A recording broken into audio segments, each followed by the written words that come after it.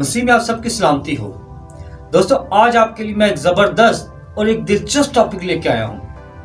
ایک ایسا ٹاپک جو عموماً چرچز میں ڈسکس نہیں کیا جاتا۔ بے شک کبھی کبھار یہ سیمینارز میں ضرور ڈسکس کیا جاتا ہے، لیکن یہ چرچز میں عموماً ڈسکس ہی نہیں کیا جاتا۔ اگر ہم اپنے مسیحی لوگوں سے پوچھیں کہ آدم حوا نے وہ کون سا پھل کھایا تھا کہ خدا نے اسے عدن سے باہر کر دیا، وہ پھل کا کیا نام تھا، اس پھل میں ایسی کیا برائی تھی، اس پھل میں ایسی کیا خصوصیت تھی کہ خدا نے آدم اور حوا کو اس کھانے کی بنا پر عدن سے باہر کر دیا، یا اس پھل میں ایسا کیا تھا کہ خدا نے آدم اور حوا کو اس پھل کو کھانے سے روک رکھا تھا، اس پھل کو کھانے سے منع کیا تھا۔ اگر ہم اپنے مسیحی لوگوں سے پوچھیں کہ وہ کون سا پھل تھا، میرے تقریباً جتنے بھی افراد سے بات ہوئی ان میں 90% افراد نے مجھے جو جواب دیا وہ یہ تھا کہ وہ جی سیب کھاتا سی، اور کچھ نے کہا وہ جی ناشپتی کھاتا۔ عزیزو، نہ تو وہ سیب تھا اور نہ ہی وہ ناشپتی تھا اور نہ ہی وہ گندم کا دانہ تھا، پھر وہ ایسا کون سا پھل تھا کہ جس کو کھانے کی وجہ سے خدا نے آدم اور حوا کو عدن سے باہر نکال دیا؟ ایک اور سوال ذہن میں جنم لیتا ہے، کیا خدا کو پتہ نہیں تھا کہ آدم اور حوا یہ پھل کھا سکتے ہیں؟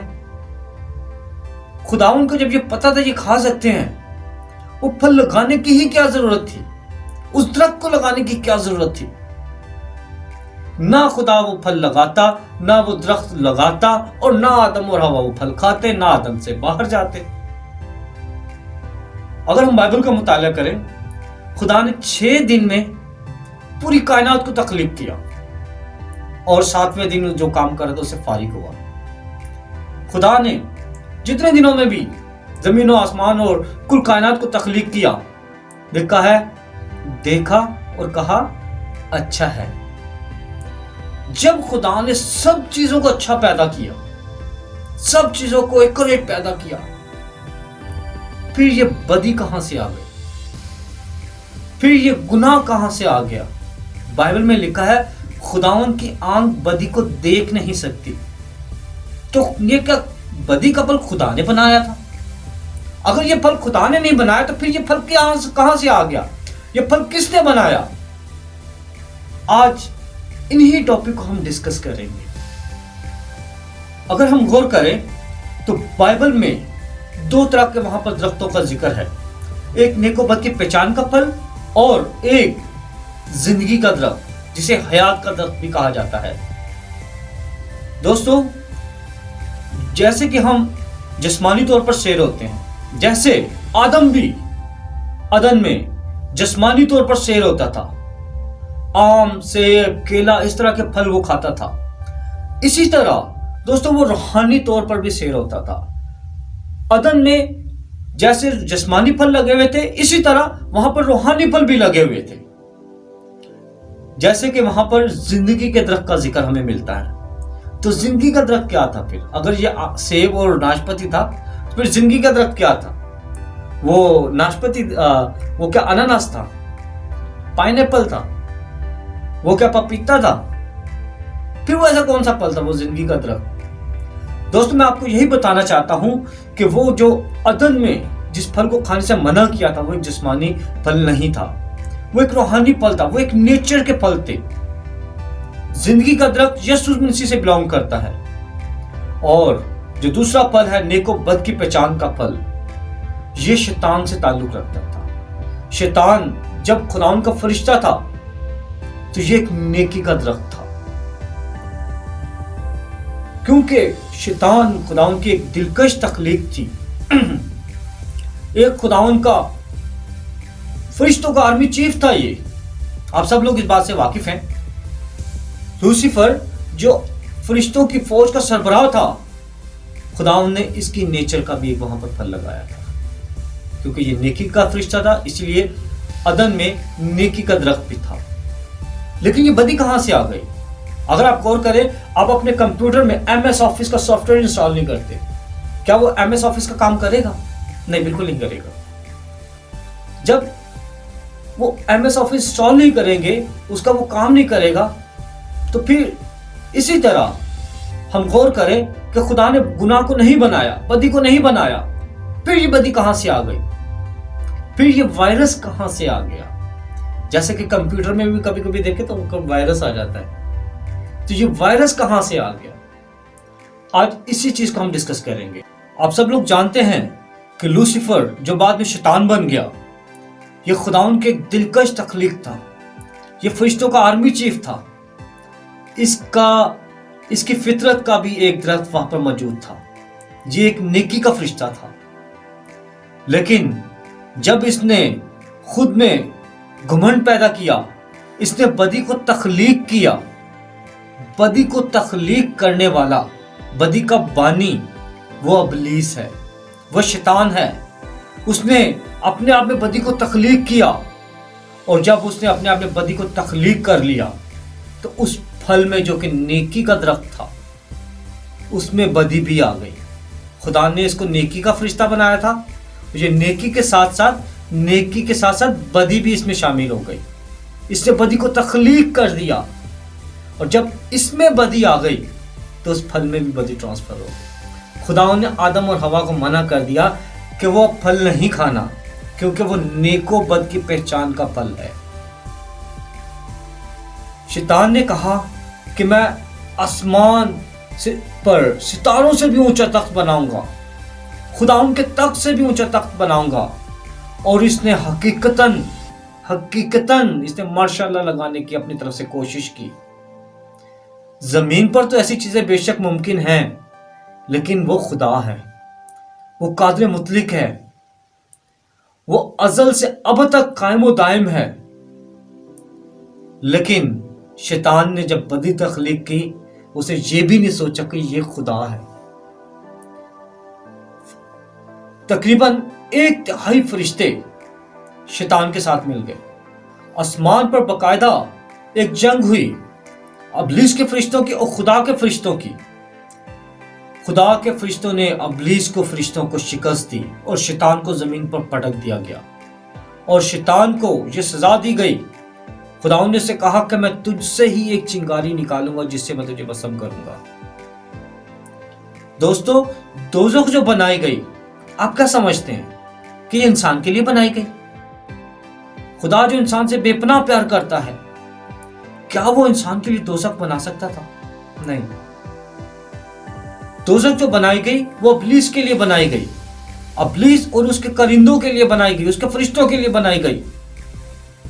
لیکن انسان اس کی بھینٹ کیسے چڑھ گیا؟ شیطان جو خداوند سے بخوبی واقف تھا، بے شک ہم اور آپ خدا سے اتنا زیادہ واقف نہیں ہوں گے جتنا کہ شیطان خداوند کے ساتھ واقف ہے۔ شیطان جو خداوند کے ساتھ رہا کرتا تھا، خداوند کا ایک خاص فرشتہ تھا، خداوند کے فرشتوں کی فوج کا سربراہ تھا، وہ جانتا تھا کہ خدا نے جو کہا ہے وہ ہوگا، جو خدا نے کہہ دیا ہے وہ ہو کے رہے گا۔ لیکن کیونکہ شیطان کے پاس بھی بہت ساری پاورز تھی، خدا نے اس کو بے پناہ پاورز دی ہوئی تھی، اس نے مقابلہ کرنے کی ٹھانی۔ آپ جانتے ہیں کہ اگر کبھی بس میں ڈاکو اگر چڑھ جائیں، لوٹ مار کر رہے ہوں تو اچانک پولیس چاروں طرف سے بس کو گھیر لے، اب ڈاکوؤں کے پاس بھاگنے کا کوئی رستہ نہیں ہے۔ اب ڈاکوؤں کو پتہ کہ ہم پکڑے جائیں گے، پھر وہ پکڑنے کے لیے ایسی کیا ترکیب استعمال کریں گے کہ وہ بچ جائے اور پولیس ان کو باعزت جانے دے۔ وہ یقیناً سب سے پہلا کام یہی کرتے ہیں کہ کسی بچے کو یا کسی عورت کو وہ فوری طور پر ہاسٹیج بنا لیتے ہیں، اس کی گن پٹی پر، گن پوائنٹ پر اسے لے لیتے ہیں اور مطالبہ کرتے ہیں کہ ہمیں جانے دیا جائے، اگر آپ نہیں جانے دیں گے ہم اس کو اڑا دیں گے، اس کو مار دیں گے۔ تو کبھی کبھار پولیس کو ان کے سامنے ہتھیار ڈالنے پڑ جاتے ہیں۔ وجہ یہ کہ کوئی معصوم انسان کی جان نہ چلی جائے۔ شیطان نے بھی یہی حربہ استعمال کیا اور آدم اور حوا کو وہ دھوکے سے وہ پھل کھلا دیا۔ جب آدم اور حوا نے وہ پھل اپنے اندر اتارا اب اس کے جسم میں چلے گیا وہ پھل، تو جتنی بھی شیطانیت تھی، جتنی شیطانی سوچ تھی، جتنی شیطانی فطرت تھی، انسان بھی اس کا مالک ہو گیا۔ اب ہم اور آپ شیطان کے شریک کار بن گئے، شیطانی سوچ کے مالک بن گئے۔ اب ضروری نہیں ہے کہ شیطان ہمیں آ کے کان میں بتائے جی یہ برا کام کرے، اب انسان خود ایسی گندی سے گندی اور بری سے بری حرکت تخلیق کر سکتا ہے، ایسے برے سے برے کام خود سے وہ کر سکتا ہے کہ جس سے اس کی توقع بھی نہیں کی جا سکتی، کیونکہ اب ہم بھی شیطانی سوچ کے مالک بن گئے ہیں، نیک و بد کی پہچان کے جاننے والے بن گئے ہیں، کیونکہ ہم شیطان کے پارٹنر بن گئے۔ اسی لیے جو سزا شیطان کے لیے سجیسٹ کی گئی، انسان بھی اس کا وارث بن گیا۔ وہ جو پھل تھا اس کا نام بائبل میں باقاعدہ درج ہے، نیک و بد کی پہچان کا پھل، لیکن بات یہ تھی کہ وہ پھل آیا کہاں سے تھا؟ وہ پھل گناہ، شیطان کی فطرت کا پھل تھا وہ، اور شیطان کی کریشن تھی وہ۔ گناہ کا بانی وہ ابلیس ہے، گناہ کا کریٹر، گناہ کو بنانے والا وہ اصل میں ابلیس ہی ہے۔ خدا نے تو یہ ایک اچھا پھل بنایا تھا، نیکی کا پھل، یہ نیکی کا درخت تھا، جو بعد ازاں یہ نیک و بد کی پہچان کا پھل بن گیا، جب شیطان نے اپنے آپ میں بدی تخلیق کر لی۔ اب اس پھل کھانے کی وجہ سے تمام بنی نوع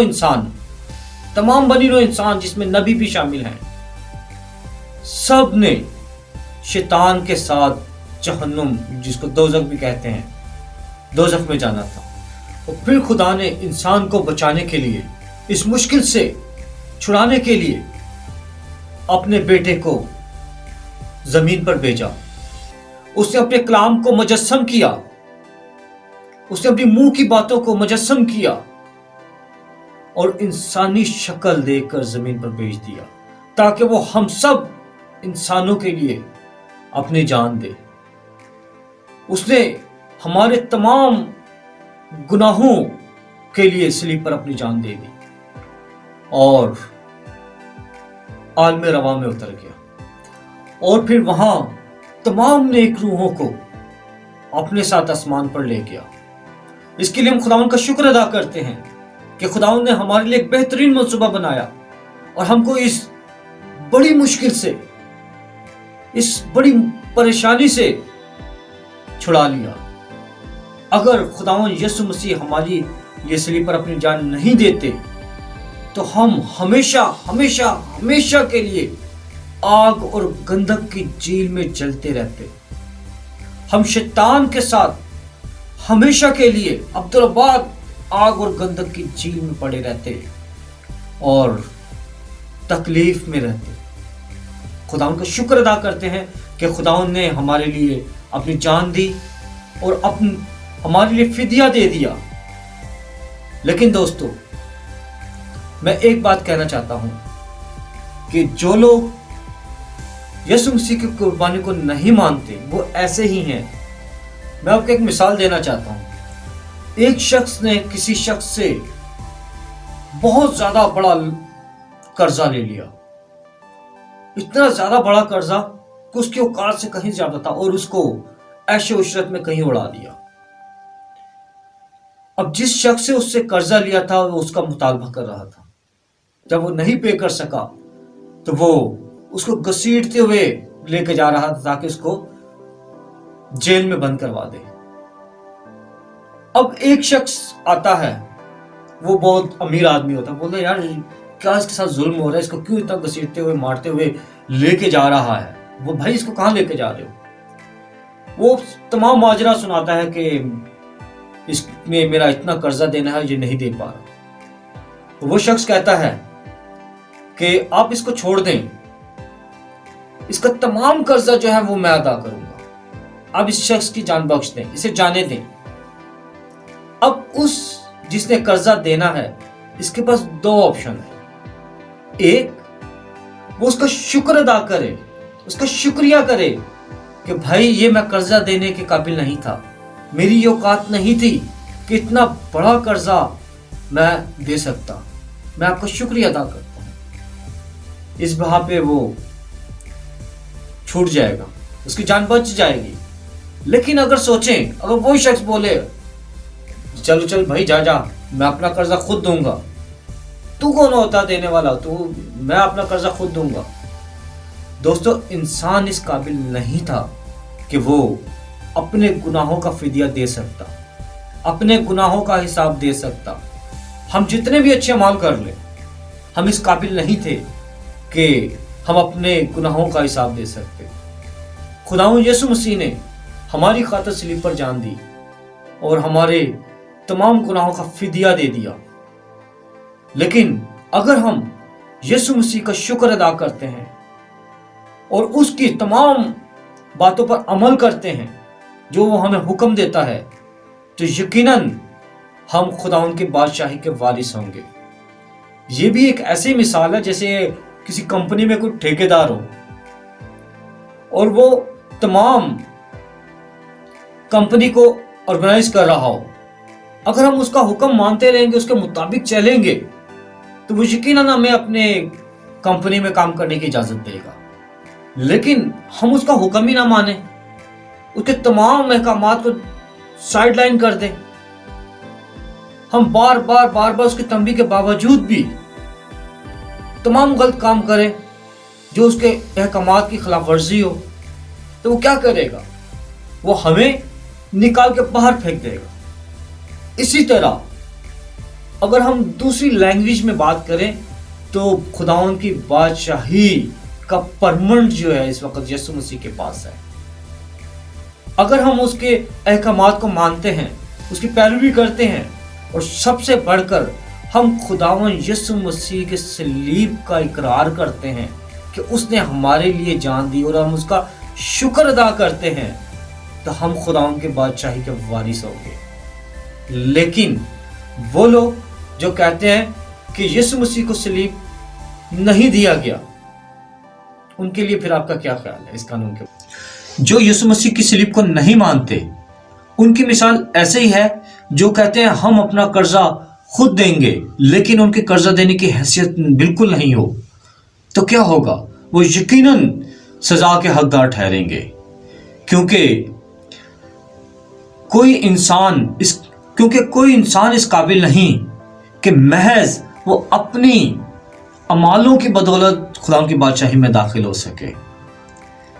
मिसाल के तौर पर किसी शख्स ने सारी जिंदगी अपनी नेकियां की हों, उसे कोई गुनाह ना किया हो। वैसे तो ऐसा नामुमकिन है कि किसी ने कोई जिंदगी में कोई गुनाह ना किया हो, लेकिन फर्ज कर लें कोई ऐसा शख्स हो जिसने सारी जिंदगी उसने नेकियां की हैं, लेकिन उसमें वो फल का असर तो मौजूद है, उसमें वो शैतानी फितरत तो मौजूद है, वो बदी का सॉफ्टवेयर तो उसमें इंस्टॉल्ड है। याद रखें, बदी और खुदा एक साथ कभी नहीं रह सकते। बदी और खुदा कभी एक साथ नहीं रह सकते। और जो यीशु मसीह के सलीब का इकरार नहीं करते, वो हमेशा के लिए आग और गंधक की झील में झोंक दिए जाएंगे। लेकिन अगर कोई शख्स यीशु मसीह के सलीब का इकरार करता है, उसका वो ऐसे ही है जैसे वो कर्जा देने वाले का शुक्रिया अदा करता है कि भाई मेरे कर्जा देने की हैसियत नहीं थी, तेरा बहुत ज्यादा शुक्रिया कि तूने मेरा कर्जा अदा कर दिया, तो वो इंसान बच जाएगा। लेकिन जो शख्स कहता है कि मैं अपना कर्जा खुद अदा करूंगा और कर्जा देने की उसकी हैसियत ही नहीं, तो वो हमेशा के लिए सजा का हकदार ठहरेगा। तो आइए, ये वक्त है कि हम खुदावंद यीशु मसीह का शुक्र अदा करें कि उसने हमारे सब के लिए सलीब पर अपनी जान दी, हम सब की कीमत अदा कर दी, फिदिया दिया हमारा। जब हम उसका शुक्र अदा करेंगे, उसकी अहकामात की पैरवी करेंगे, तो यकीनन हम खुदावंद की बादशाही के वारिस होंगे। Thank you very much. God bless you. खुदावंद आपको बरकत दे।